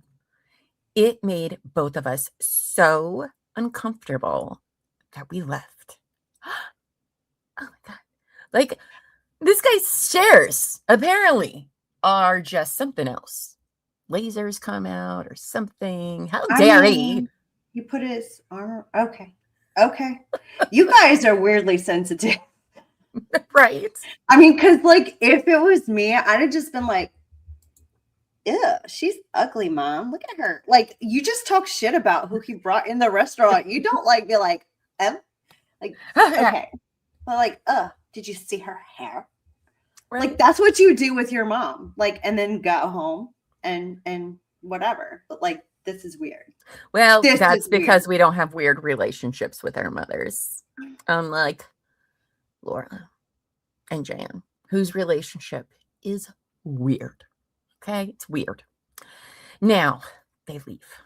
After this, Laura told me she was terrified to be alone. Again, we've heard nothing that after they split up of Mike doing anything to like cause this fear. This is just unimagined scenarios. He didn't leave like a dead horse in her bed, a horse head, or put a bunny in the microwave or something. Or something crazy like that. No. Like nothing creepy. Like just because you have fears doesn't mean they're true. Like I could right now be like, I am so afraid that somebody is going to come and hurt me. That doesn't make it true. That doesn't mean anything's happening. And especially when you have anxiety. Yeah, because everything's going to hurt you. Like your thoughts are not, rational thoughts. Right. Okay. All right. And I mean, it's crazy talk. All right. So she's terrified to be alone. Sometimes when we were together in her neighborhood, she'd ask me to drive her home, even though she lived only a couple of blocks away. Okay. She told me she was afraid that Mike was stalking her, and she was afraid of what he might do. Or she's lazy and just wanted her mom drive home and gave her a stupid bullshit reason. Right. Right. And also, okay, so she's like, this Mike guy is so abusive to my daughter. He's going to hurt her, everything. Did y'all get cameras for Laura's house who lives alone? That she's so scared of being? Back then, it's 2018. Did they? It's 2018. They existed, yes. Did they? Yeah, maybe we just watched a whole freaking trial about there being cameras and ring cameras. But that was 20. Oh, yeah. It was 2018 when it happened, yeah. Yeah, so they're real and they got money. All right. So I'm just saying. Okay. Just saying. I was just too poor in 2018. Oh, yeah. Me too. Still am. Several years later. Now, on January 7th, this is 2 days before she files a restraining order, 2018, Ron, Laura, and I were having dinner at a Michi's restaurant about 1.5 blocks from Laura's apartment. Dinner again. Did you walk? We were seated at a table next to the window facing the street. Oh, you guys like a window seat. Love it. Love it. Love it. As we were leaving the restaurant, I asked Laura if she wanted us to drive her home, given her fear and the recent history of encountering Mike. See, they didn't walk. It's only okay. Since we were parked in the opposite direction of Laura's apartment, she said it would be quicker if she just walked home. Oh, not wanting to have any witnesses around, right? Interesting. Or was this part of some premeditated plan? At about 5 minutes later, Laura called me. She was crying hysterically and just kept saying, Mike, Mike, Mike. Oh my God. She was so upset that she could barely get the words out. Oh, what's the matter, Laura? Did somebody confront you about your craziness? And you're like, oh, they're mean to me. They pointed out my lies and what I was doing, and I didn't like it. And they said bad words, Mom. Bad words to me. They were so mean. She was so upset that she could barely get the words out. When she could finally talk, she told us that Mike and his sister were waiting near the restaurant, standing by a shrub next to the sidewalk. Okay. She said that they came at her and screamed at her for having contacted Callie, the woman Mike was with back in November. Yes, that happened. Okay. And we have the text messages. She told me that she tried to get her phone out to call 911, but that Mike's sister yelled at her, "Don't you dare get your phone." There was pure terror in Laura's voice as she tried to tell us what happened. I have never heard her sound so upset, and I pray that I never do again. She didn't say they tried to take her phone or anything like that. Okay, she's like, she told me not to, so I did it. At no time did she think to press the record button on her phone? Right, exactly. Like, why would you not do that? You know, that very much seems like something Laura would love to do. That's interesting. Kind of, she I'm doesn't. like, okay, right? Savage. You could get a lawyer, but you're not going to get anything out of it. We're staring intently into the camera. Watch out. It's very, very we scary. can make our own case. We can have other YouTubers talk about us. Right. Why does Jan still use her professional name? She hasn't worked in like 30 years, right? Because her name's like Elizabeth Naylor. But then she has a whole separate name, which is Jan Black Owens, or some. She has several names, which I think that's says a lot.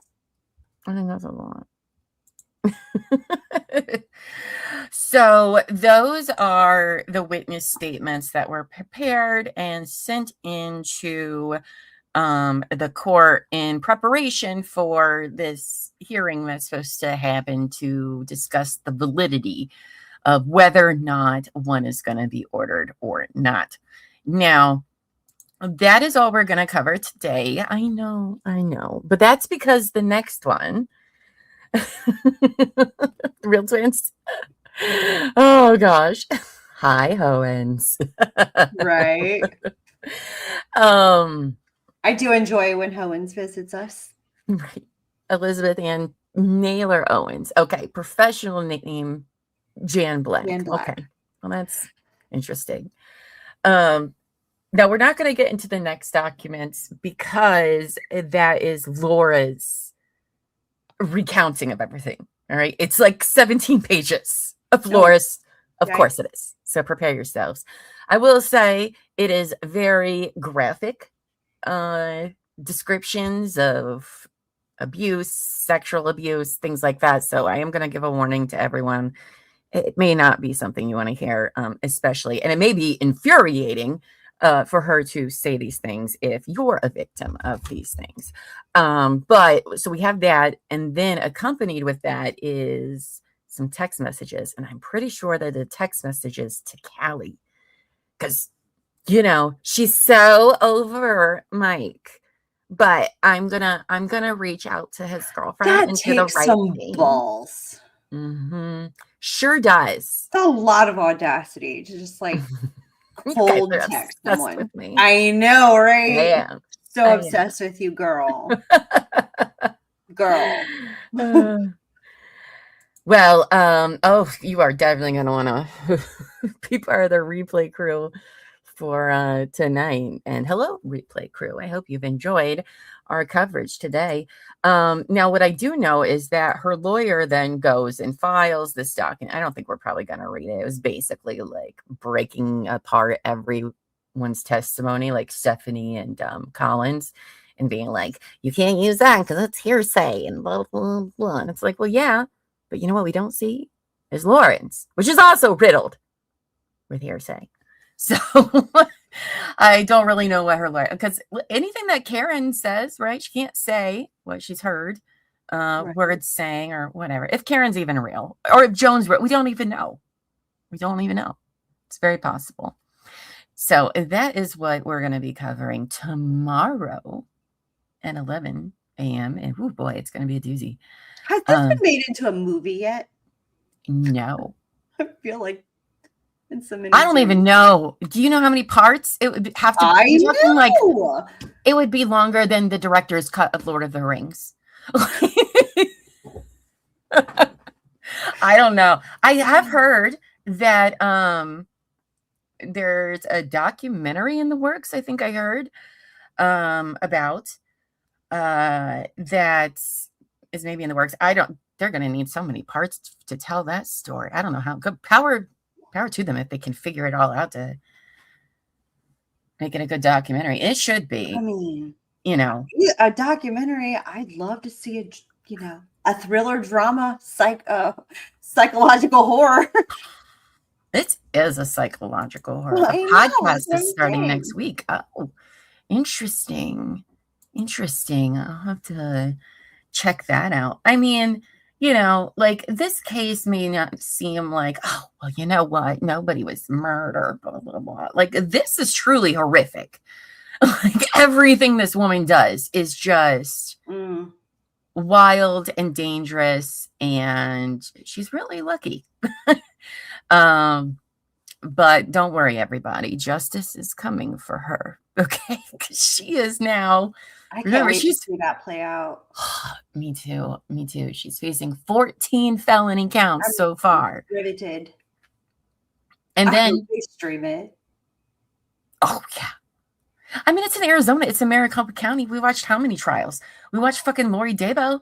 I know, but that doesn't mean that's going to get streamed. And she'll make a big deal out of it. Well, you know what we'll do? We'll just file some media requests because technically that's in our name. And be like, we would like to stream this. No, I actually do think that it will end up being streamed just because it involves Clayton and, a reality star. And so Court TV or Law and Crime will probably pick it up, would be my guess. I don't know. I hope so. If not, I guess we'll go. We'll crowdsource some money and we'll go and we'll just stare at her because it really isn't like we can stare. So like, oh my God, these two women, they were staring at me and I was scared. Like, girl, no, you know what you should be scared of? Going to prison for all these felony charges you have for being a liar who lies. Allegedly. Allegedly. Oh, Boot says Law and Crime is going to stream. Yes. Yay. Yes. Good. I'm glad. Grabbing my popcorn. Maricopa County does stream trials. I don't think it's going to be a problem. Should we order House of Prime rib for like a snack while we watch? Just sit here and eat her steaks all day. Do we even have them in Ohio? Hold on, let me look up. House of Prime rib. Do I even like prime rib? I don't know. Yes, everybody likes prime rib. Okay, thank you for letting me know. We do not have one in Ohio. So I think it's just how much does dinner at wow, you guys, dinner at San Francisco's House of Prime Rib costs roughly $60 to $75 per person, depending on the cut. In recent price increases, with larger cuts like the King Henry being pricier. Oh, it's all like British food ish, inspired by. So yeah, it can be between $70 to $100 a person. Speaking of food, my stomach's growling. I don't know if you can hear that. What a bunch of moochers, making them take them out to the oh my goodness. I mean, $70. I mean, depends on where we go. I mean, we have like a Brazilian steakhouse. If you've never been to one of those, now, I've that never is worth been it. to this. It is a buffet of meat that they bring to your table, and it is amazing. It's very expensive. It's like that price, but it's endless. Like you can literally sit there for hours just eating meat that they bring out on a skewer and like slice at your table. All kinds of meat, beef, chicken, lamb. Oh my God, that's so good. And then they have like a cold salad bar, but it's like a fancy cold salad bar. It's very good. Oh, so you start talking about the food, the chat lights up. As it always does. Every time. Oh, look at this, LMP. Oh, you're from Ohio. Pretty sure the best top-notch steakhouse in Ohio is Jeff Ruby's in Cincinnati. I think I've heard of that before. Right, go to the Brazilian steakhouse. Hungry. Like, oh my gosh, it's so good. We went there last summer or spring or something like that. Digestive enzymes, Lainey. It's really helpful. Yeah, they do say that. They do say that happens to people. So that's interesting. I'm so hungry right now. I was like, we're so hungry. I know my stomach is growling too. Well, you guys, we are going to get off of here for today. Tomorrow, though, we're going to hear Laura's wild tale. And I promise you, it is wild. So we'll be covering I'm not going to read ahead. You're not going to read ahead. Not going to read ahead. So we will be back tomorrow, 11 a.m. Eastern, 10 a.m. Buffy time. So definitely make sure, if you haven't yet, please do subscribe to our channel. Hit the notification bell. It'll let you know when we go live. Also tonight, I forgot what day it was. Oh my goodness. Tonight, you guys, me and Terry True Crime. We have a podcast, True Crime and Wine Time, where we record it here live on YouTube, and then it goes out to the pod like a week later. But tonight is part 2 of our story of Maureen McDermott. Is she guilty or innocent on death row? And if you watch the first part, you're really going to watch tonight, because we're going to be pointing out all of the reasons why, oh boy, it's not great. You guys that follow trials with me are going to be shocked. You're going to be like, what? The first part was like, wow. Yeah. Oh, that was nothing. I know. And I can't wait to see the rest. So that'll be tonight at 8 p.m. Eastern right here on this channel. So again, please like, subscribe, hit the notification bell. It's a good time. Oh, and leave me comments, because I love having something to read after this. When people comments, I'm always like, look at this. Look at this. Look what we learned.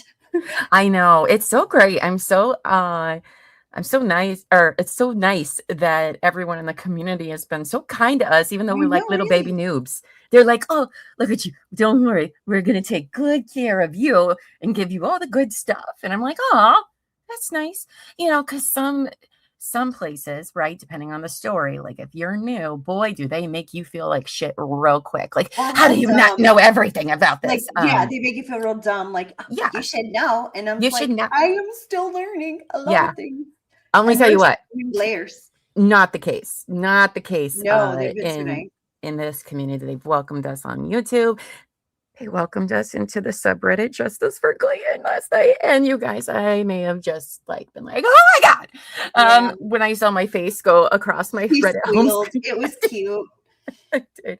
But no, really, it's been very nice, the community thus far, just wanting to, help spread the word. Because I mean, gosh, sometimes depending on the case, the groups can be very toxic. But no, everyone has been so kind and amazing. And we're so happy to be a part of the cult now, or what we like to call rational thinkers, who live in reality. Yes, they're always kind when they want you in the cult.